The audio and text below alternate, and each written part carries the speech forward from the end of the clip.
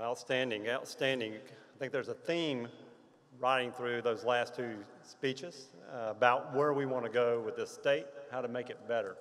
It's my honor to introduce our next speaker, the 82nd Governor of the great state of Georgia, Governor Deal. I want to give you a little bit of background that y'all probably all remember.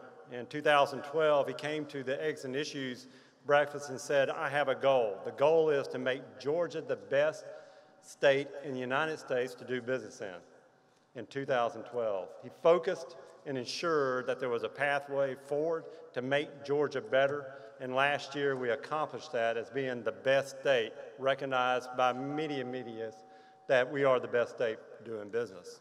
Accomplished the goal. 2011, this governor came into office and said, we have to have a dialogue across this state. One that says, how do we make our state competitive? What do we need to do? Listening to all of us as leaders in this state, how to move this state forward, how to make Georgia better. And out of that, you developed a blueprint, not only around infrastructure, but also around job creation and education. And you know his track record. Once the goal is set, he focuses in on it and makes sure that we accomplish all those items to make us better. When you look at what he's been able to accomplish on VOTEC, looking at the scholarships for those skills that we need in this job market, looking at preserving the HOPE scholarship, looking at how to deal with those that have been incarcerated and giving them a new opportunity, he has absolutely delivered. We are proud that he is our governor for the next 4 years. So if you please, let's applause for the next governor's speech, Governor Nathan Deal.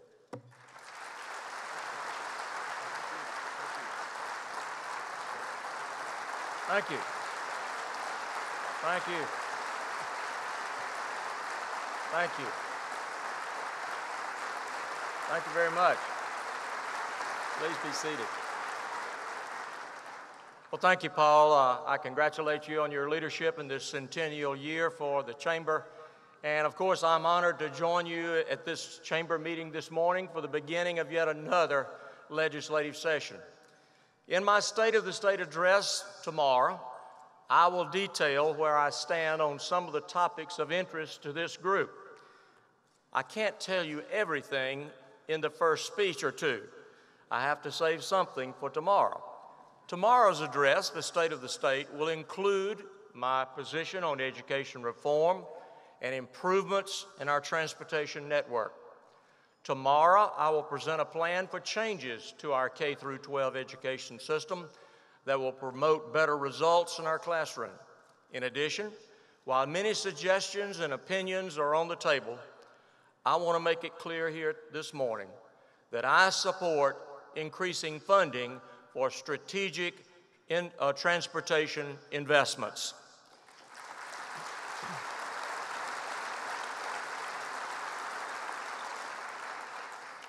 Details of how that will be accomplished will certainly require discussion, and I look forward to continuing that conversation tomorrow. Today, I want to talk to you about what it takes to keep Georgia leading the nation as the #1 place in which to do business. State and local governments, local chambers, and others have joined us together to get us to the top, and I thank you for that. But I want to thank those who are here for supporting us throughout the past 4 years as we have achieved that goal and as we have moved forward. I ask you to continue to stand with me as we seek to land more jobs and more investment. What this business community does over the next 4 years, and perhaps more importantly, what it doesn't do, will echo throughout our state for decades to come. Holding on to the #1 spot will require advancements in our transportation network and the K-12 education system. But it will also require developing a better workforce through a focus on higher education. My budgetary and policy initiatives will, for example, encourage earlier access to higher education through courses through the broadening of the dual enrollment programs that the Lieutenant Governor has alluded to. enticing those who have never completed college to come back and earn their degree, expand and strengthen apprenticeships programs with companies throughout our state. And some of you here today are already involved in this, and I thank you. These contributions will help reinforce our economy and our business climate. Investors and site selectors regularly cite the quality of our labor pool as a critical factor in their decisions about locations. While Georgia performs well in this category, we cannot afford to let our workforce gaps widen into ravines. A job that remains open because of lack of capable applicants undermines the diligent efforts that it took to bring that job here in the first place. We must therefore work to fill these gaps by directing our young people to careers in those areas where jobs are in demand. Over the past couple of years, the General Assembly and I have fully funded tuition for students in our technical colleges who are pursuing degrees in certain industries that are strategic to our future. In those 7 key areas, workforce shortages have led us to take action. And those 7 areas are commercial driving, practical nursing, early childhood education, welding, healthcare technology, diesel mechanics, and information technology.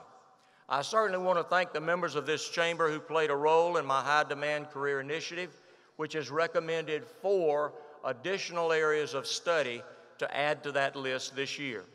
My budget this year reflects my commitment to meeting the needs of employers in these other 4 sectors, and they are precision manufacturing, certified engineering technicians, computer programming, and film and set design. We hope to incentivize more to go into these viable careers rather than ones with a few job prospects and little hope of a meaningful career. In doing so, we will bolster our economy and continue to attract business. One of the areas I mentioned has a growing workforce need that stems from Georgia's increasing role as the backdrop for motion pictures. Our film industry is booming, adding to our economy about $5.1 billion in the last fiscal year alone. We are ranked 3rd in the nation and 5th in the world in terms of film production.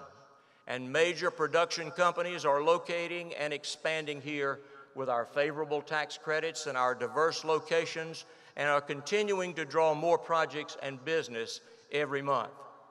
This growth in productions has created a need for skilled hands to work behind the scenes on television and movies, serving in such capacities as set designers, costume designers, and production assistants.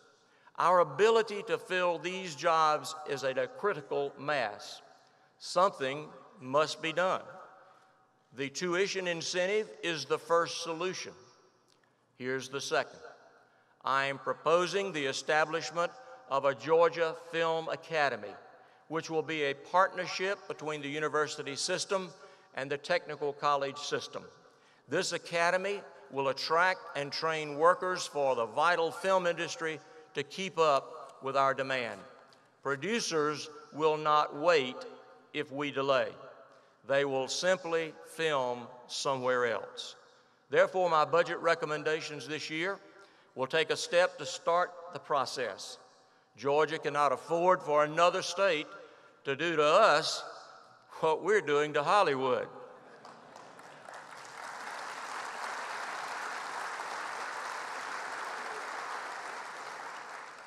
Another area I mentioned was computer programming. Our state can certainly use a few more young people who understand not only the value of coding, but also how to do it. In fact, over half of new STEM-related jobs are expected to be in computing occupations, with these skills benefiting more than just those in the technology sector. Georgia companies should not have to look out of state to find employees who can secure their networks and build their technological products. We must train our students at an early age to conquer the hurdles of the digital age. Currently, only a fraction of students take AP Computer Science or other related courses, and in many instances, these courses are not even offered. In addition to the grant areas I am proposing, I am providing an incentive for more young people to learn computer programming before they enter college by allowing it to count toward high school graduation requirements for foreign language, math, or science. Like so many others, the students who enter these 11 fields that I have outlined will receive instruction and training from our excellent technical colleges, paving for them a path to employment. In keeping with this notion, I have decided and am recommending that we rename our technical college system of Georgia, calling it the Georgia Career College System. I think it is a better reflection of what they actually do and will encourage more students to attend these schools. Investors want to know about our existing resources, yes, but they also want to know where Georgia is headed. They want to hear not just that we are number one, but what we will do to remain number one. Taking action to uphold the high standards of our workforce will keep our citizens employed, our businesses humming, and our economy strong. Therefore, let us continue to take bold and proactive steps, tempered only by prudence, that we may leave for future generations an indomitable spirit and the skills to back it up. Thank you.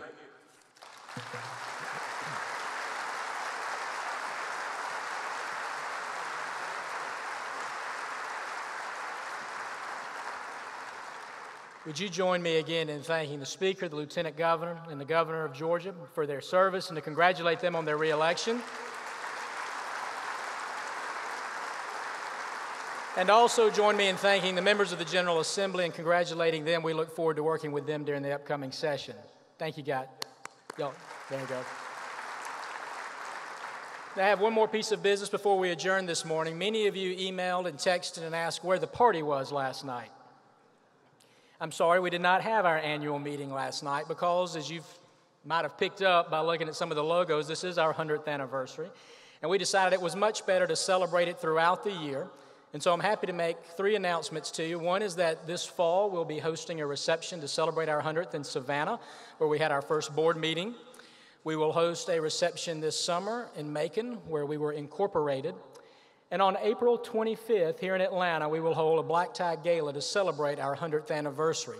We'll give you details about that party very soon, but go ahead and put April 25th on your calendar, and I hope that you can join us. Thank you for what you do for the state of Georgia. Thank you for your investment in this organization and your local chambers. We got a lot of work to do, so let's go do it. We're adjourned. God bless.